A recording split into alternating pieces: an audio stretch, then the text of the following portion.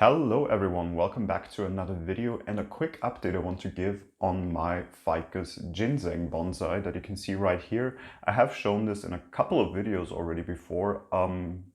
Mainly the main one where I showed it was when I repotted this one from basically the cover pot in which I bought it into this little more shallow terracotta pot, giving you an idea how shallow it is.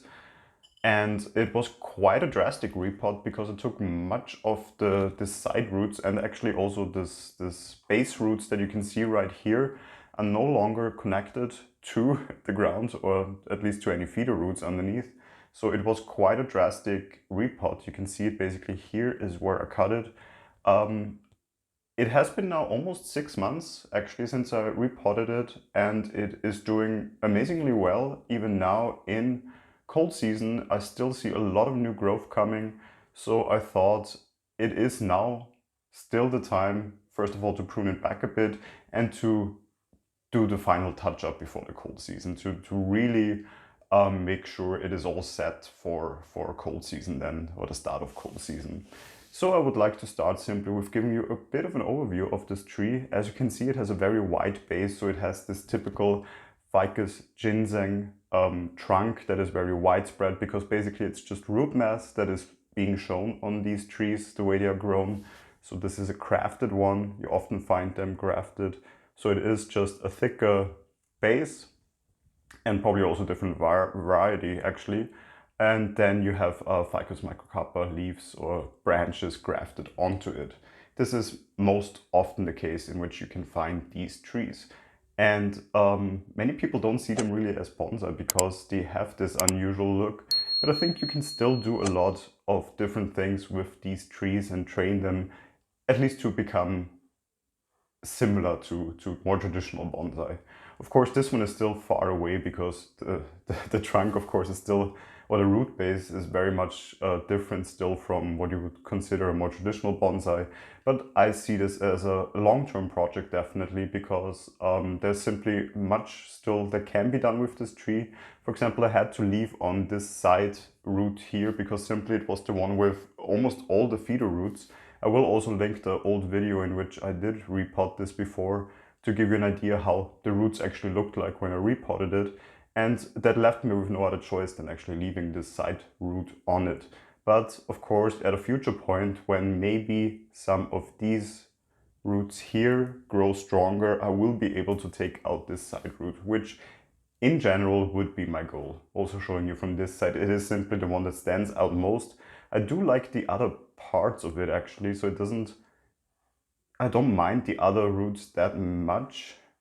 What I do mind is a bit also this very sloppy crafting that you can see here. So it has been grafted on not in a very nice way, so we'll also sooner or later have to work a bit on this one, trying to make it look a bit more natural, because it has been grafted on very, very ugly, I must say, because you can really see the graft right away when you look at the tree. But as I said, I want to also prepare it a bit more for cold season.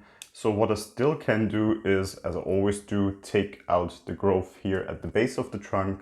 This simply is because it is a different variety, as I said. So the graft on top is a different variety than the actual base of the tree. So I do like to take out all the growth at this smaller points and then really clean up also previous cutting points that you can see here, because of course it makes it look a bit too gnarly. Of course I do like some gnarly looks on my trees anyway, but this is a bit too much, so I'm trying to clean it up just slightly better than before. And now, as these previous cuts have already died back, it is definitely easier to still take out some of these now dead branches, or basically the rest of the branches that were still on it. You can also see here, for example, up a dead branch, so that is normally also something that I then after a while take out when I'm certain that it has died back, and that also that there is no back budding happening from this point. Then it's of course safe to take it out. It was quite brittle already there, so definitely a good point in time to take this one out. What I also see right now is that this pad here is standing out a bit. if we look at the overall look of the tree, I don't think it fits in that nicely. So we might drastically go back with this one. Let me look at it from different areas. Yeah, but even from this side, as you can see, it really clearly stands out. And not in a way that I feel like we can do much with it. I'm also not sure if wiring down would improve this in any way. Actually, no, because it is really just sticking out like a sore thumb, basically. So what we are going to do is cut it back considerably to basically the growth point here where it connects to the lower branch. That leaves it with some foliage, of course, here on this other side branch, and we might have another branch forming in the future, but for now this is really not needed. But this, of course, again, would be a very nice cutting, and I will try to root this definitely, because I like this variety of ficus very much, because as you can see, the leaves are growing very narrowly together, so I really like this bushy look it creates. So we'll definitely try to root this little one here. You can also still see some of the new growth that has formed now over the last couple of weeks and months. So even now in cold season, this one is faring extremely well. And of course, I see that also as a sign that the repotting was not too harsh on it and it actually benefited a lot from it. Because before it was also in very bad soil, now it is in a very airy mixture, and I think it really, really benefits from that. And the tree also reacts quite nicely to it since we have repotted it. And you can see a lot of this very dense foliage here that I really enjoy on this tree. I might take out the top here a bit because it gets also a bit long. So we might take out the top here. Smaller part probably won't root that one. It would probably take, because ficus normally always takes when you try to propagate it. But I have too many ficus already, so I need to tone down the propagation a bit, definitely. Here, see, the leaves are a bit too big. This often happens with winter growth, where simply it doesn't get that much sunlight, so you will end up with bigger leaves. What I normally then do is really take out to a point where the leaves were still smaller and hope that it grows back with more direct sunlight and also lower leaves or smaller leaves simply then. I'm trying to see if there's still some dead branches that we can take out, but I don't think at the moment I see any other dead branches. Here's a bit of a stump we can take out. That was definitely dead, as you probably could hear.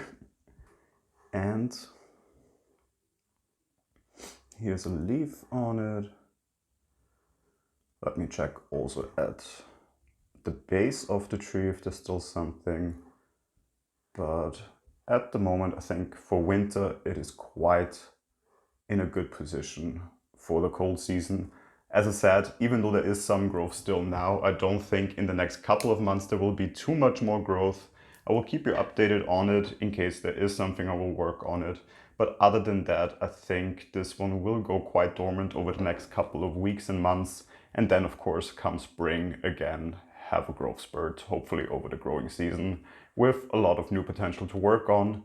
Probably not repotting next growing season because I just did that. I wanted to settle in, grow stronger and healthier, maybe work a bit, as I said, on the grafting that you can see here.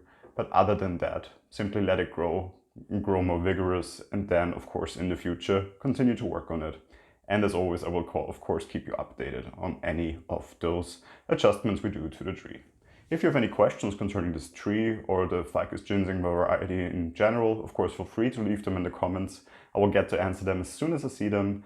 And if you enjoyed this video, of course, feel free to like it. And if you enjoy my channel, of course, also feel free to subscribe to it. And hopefully then I will see you in the next video. Until then, goodbye.